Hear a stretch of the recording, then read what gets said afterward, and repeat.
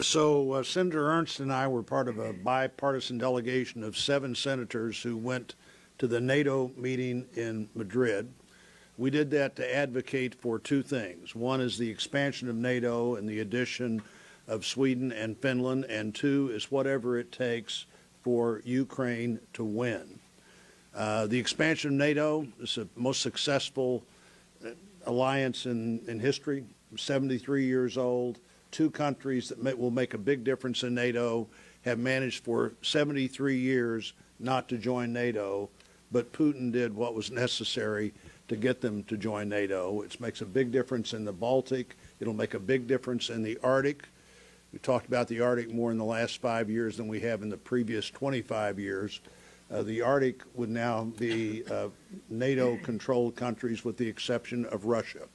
Every country that touches the Arctic would be a NATO country. We need to do everything we need to do here to set the standard, and the United States needs to approve this agreement that lets these 2 countries come in before we leave here in July. Every other country in the world that needs to approve this, every other NATO country, needs to see us wanting to be and successfully being among the leaders in the world on leading to see that this happens.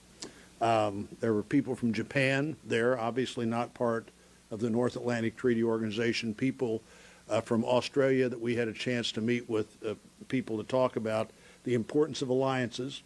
The loss of former Prime Minister Abe in Japan is the loss of somebody who really understood the importance of the Indo-Pacific, and Japan, Australia, working with us, working with India, are prepared to look at the lesson of Putin and not let that become a lesson that China benefits from or that China wants to move forward because of. And this is an important moment.